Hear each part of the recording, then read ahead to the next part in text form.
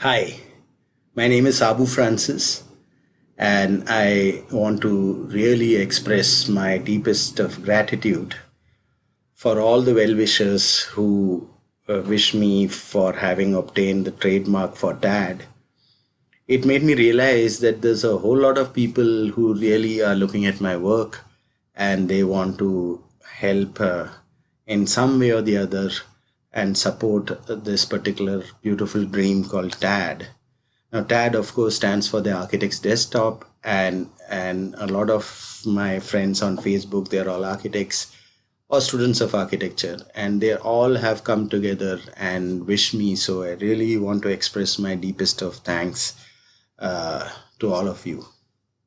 So I thought I'll just take this opportunity to give a brief idea about the history of TAD and how it evolved, and why is it that maybe this particular project needs to get a good amount of support in as many ways as possible. And building my self-esteem on Facebook is of course very much welcome, but I'm hoping that it will lead to even more participation in any which way which you would want to do that with this project. So TAD started long time back when I was, you can say that it started when I was with Hafiz. I was a young architect there, and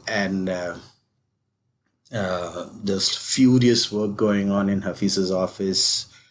I was very fortunate that I was the first lot over there. We were just eight of us, and a lot of work used to happen. The work ethic was really nice, and I learned a lot of things about people management and creativity and getting things together and expressing oneself without any hassle and a flat office. Hafiz never had a cabin of his own. That was really nice. Academically, it was not so nice, and eventually, I had an academic disagreement with Hafiz. And I asked him actually that why is it that you are so talented? And actually, he is really very talented and he is very knowledgeable, which many people do not seem to reflect on or understand. Then why is it that the buildings are not really coming up to the standard which you could really achieve? One of the answers which he had given, which really surprised me, but then later on I saw him give those kind of answers later on in magazines and other interviews. And he basically said that, see, I'm not getting pushed as such, right? So I will do something only marginally better than what anybody else is doing. And that kind of, hit me. And I started realizing there is something going on here, and I'm entering an era in architecture where it's no longer just chaja chaja chaja and window. There's a lot more stuff which is going on inside architecture. It's no longer something, they say that it is kind of a seller's market, because whatever you want to sell, people are there to buy it. And I started reflecting on this. Why is it that there is so much of bad architectures? So I came out of Hafiz and I started my own practice when I was not even 26. And it bothered me. And I started thinking that on one hand, we say that we are inventors, right?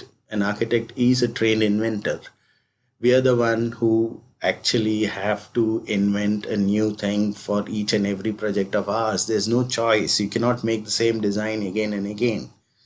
So we are trained inventors. So on one hand, that's happening. But on the other hand, inside the offices, we are still saddled with very archaic ways of uh, expressing our design and carrying out the design process. Even today, sadly, after so many years, I see a lot of architects, they don't really dwell on this. That, the kind of drawings and the technology we use to make orthographic drawings or perspectives, they were all invented almost 600, 700 years back during the Renaissance. Now, people will say that, oh, we are using computers for that. But even when you use computers, you're still doing what the Renaissance guys are doing. And if you were to resurrect somebody from the Renaissance and bring him over to your office, he will fully understand how these drawings work and what they stand for, you will just be materials we use and the tiny pokey little rooms which we have, and some thickness of materials and things like that. But the drawing itself, the technology itself, has been their invention, that is 600, 700 years back. Now, that was the question which I asked, that where is this problem in architecture? What is it about architecture which is consistently turning out more flaws than actual useful stuff? Now, some of those flaws look beautiful. I do agree. And sometimes that beauty is probably a distraction. But that's a separate debate. But a lot of times, the kind of issues which we have in our buildings and our projects are so serious that somewhere I found out that in IIT there was a research in which I was involved in, IIT Bombay, and there they are saying that 55% of all the energy issues in the world is because of architecture, not bad architecture, just architects doing their regular thing. Now, where is the answer? So I started looking deeper and deeper into this question, is that how do we become responsible for really carrying out designs? Now, mind you, I am not yet become an architect who's noted for doing great architecture, but I have done seriously important pieces of architecture. And I started wondering that if, in spite of all that, we still do bad architecture. I've done fair amount of bad architecture because there are many other factors which comes into the play when we practice as an architect. And then we are sitting down and saying that, you know what, I mean, that's how it is and that's how we have to work and that's the way it is. I mean, is this acceptable? Now, Stephen Covey, in his book, he had expressed a very important observation. He wrote this book called The Seven Habits of Highly Effective People. And one of the observation he makes is that we humans solve problems twice, once in the mind and once out there in the real world. Now, that's a very important observation, because if we are solving a problem in the mind, and if we are the only person, if that individual is the only person who's trying to solve that problem, you can say that, okay, it's gone into his mind, he thinks through it or she thinks through it, and now the design is out there in the real world. But is that going to be sufficient in today's world? I mean, that's an important question which architects have to ask. That can I, on my own, solve all the 360-degree issues which may come up in a design, and then present a salient solution, a viable solution to the world outside?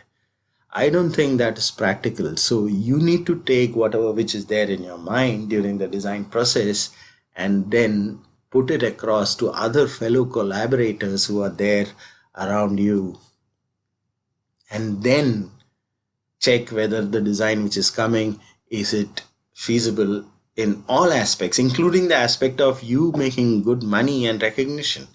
Let's not ignore that either. I'm not trying to be very idealistic here. I'm saying even for practical matters, an architect can be making very serious mistakes. That's what the genesis of TAD was all about. It I got motivated into inquiring that what is the way by which I can express my design in a common way, in a common language, which can be used by other people to really pour over and see, is this all going to work out when the design gets done. Now, this particular point about getting into computers and talking about design representation and all that, I sometimes lose a fair amount of audience. I sometimes lose sincere architecture students who have come out of college. They have this great expectation of wanting to see something coming out there because they have this angst inside them and they want to work on sustainability and environmental concerns and energy consumption and vernacular architecture and help in the rural areas, and all kinds of things are there, and they're all very nice objectives. But where is the teeth for doing that? How do you give that teeth? You have to not just live in your intentions of doing nice, but that those intentions have to be translated into something worthwhile. So a large part of my life over this 30 plus years in my professional life, I've been really looking at things like linguistics in architecture. What is that language which you have to use? Can we just simply use whatever which was discovered 600 700 years back and say tatastu, that's the only thing which is there, and we just simply use that?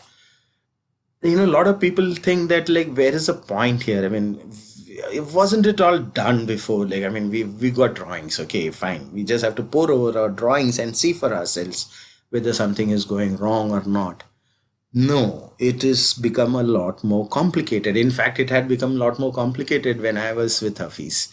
And it is no longer possible for somebody to roll out all the drawings and see for themselves, okay, oh, that particular quantity over there may be going wrong, or this particular calculation here of this energy in this particular room is wrong. It's no longer an intuitive thing. And I doubt whether it was anytime intuitive. Calculations are complicated in architecture. A lot of objective measurements are pretty intricate, and they need to be done, and many of us just put some eyewash on top of it, some thumb rules, some vague quotations, and some experience, and just bravado statements, and stand boldly with their personality to overwhelm people about what that particular design is. But is that really going to help our great grandchildren? Seriously, the way the world is changed, a lot of things which is happening in the world is all very complicated and really very messy. And architects have contributed pretty unhealthily into that particular area where, you make a great design, you won a few awards here and there, and then 5 years later, 10 years, 20 years later, you say, oh, you know what, that should not have been done. It's consuming a lot of power, or it is blocking the wind somewhere. It is probably not even good looking anymore. So this is the central motivation to come up with a system of designing, which later on in some parts of it is called BIM, building information modeling, because you model just the not only the geometry but also the information around the geometry, the costs, the quantities, the various physical properties. It's known as a big data problem because there is nothing more bigger than a building, or even a room, actually, for that matter. The number of memories which goes into a room, the number of curios and books and all kinds of things which you can put in a room can easily overwhelm any hard disk. So that's a big challenge. And I was very fortunate that I discovered a little bit of mathematics, which I was able to present papers and get it validated. And it's been a long process. It's not something easy. And I didn't make it trivial. I didn't stand over there and make some vague statements. Everything which I have done, they're all can be examined. You can come and to my office, sit with me, understand all this.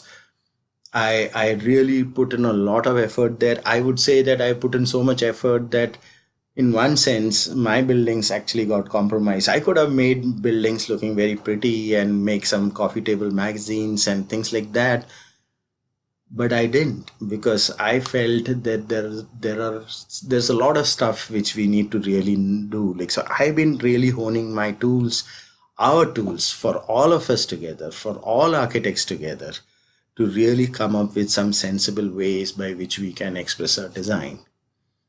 Now, at this point, let me point out some of the global social issues which is there around tool usage and our data. What people have to realize is that society today is actually getting manipulated by big companies wanting you to use data in a particular way. And in some areas, the results are very straightforward. You can see what had happened with the Cambridge Analytica problem, and you should see the movie called The Great Hack, and how Facebook and social media actually changes our perceptions and exploits all of us. So it's actually not just that, you know, it's just a tool which somebody's making for software in architecture. I mean, I better get down back to architectural practice. What is he talking about?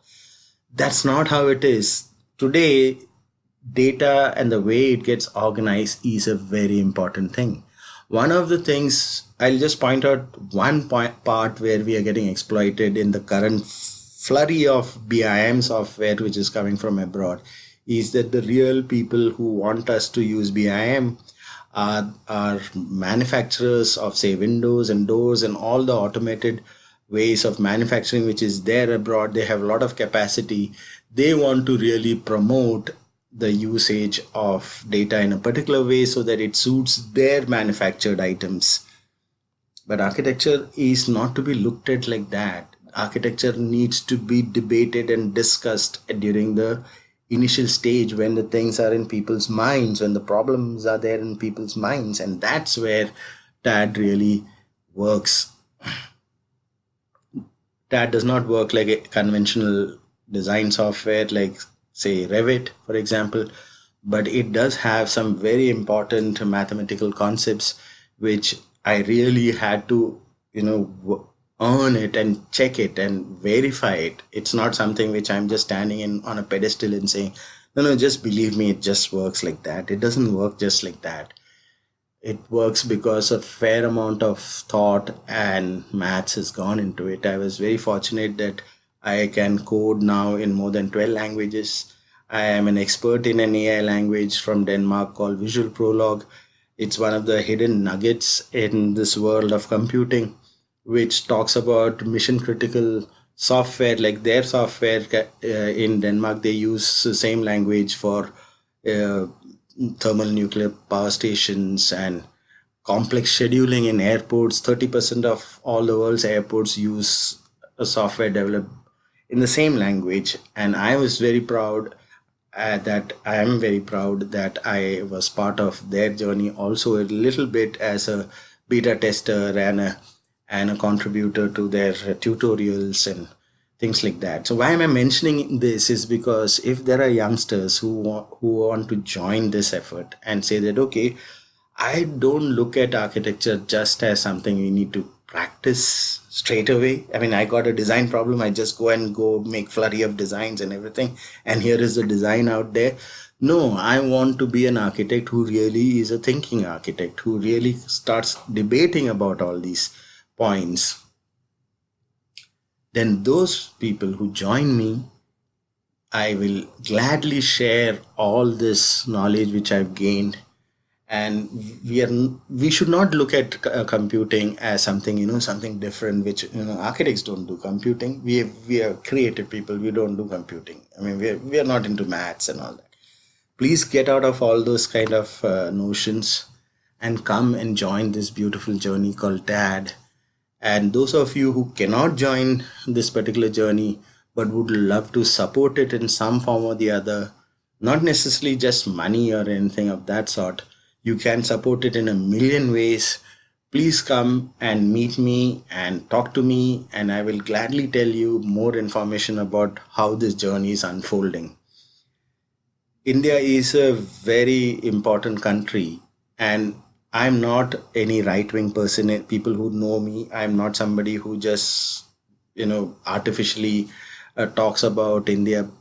I'm really genuinely believe that India has got some culturally a lot of richness, a lot of maths, which is to be seen in the world. Like, you know, they talk about the Make India movement. Hello, I've been doing Make in India since 1989 at least. And so kindly understand the ethos and the motivations which has led me through this. I've raised three children, one divorce, and I'm diabetic, and I have some thyroid issues, and I still love to play my guitar. I still want to have fun, but not at the expense of this important subject of architecture, which really needs attention. All the big companies from the West are coming hungrily into India uh, because they sense that there is a lot of material and money to be made here, and they are simply sticking in all this big software which is very expensive. Why can't we really sit and solve our own problems? And this message should go to every architect in every developing countries. It's important that these developing countries really think through what they are going to develop. Okay, it's really an important part of our society, and that's why I am at it and I am not given up, and I'm really sitting and wanting to get this thing through. I've reached till here. A lot has been done. A lot more can be done. It can be accelerated, and there's a lot of value to be deposited to this world. There's a lot of healing this world needs. There's a lot of preparation which we architects have to give for the future generations. By the way, TAD has been free, it will remain free. There will be a ecology by which revenues will be made, not just for me, but for all the people in this community of architects who want to really work with TAD. So it's not that I'm going to make money and you're not going to make money. It will be that I will make money when you start making money. So that's the way I have set this journey out. Please come and see for yourself. And I will really wish that all the well wishers who have been putting up likes and hearts and everything, I'm so grateful that you have done that. And I'm sure that now you would want to do a little bit more now that I have expressed all this. Thank you so much.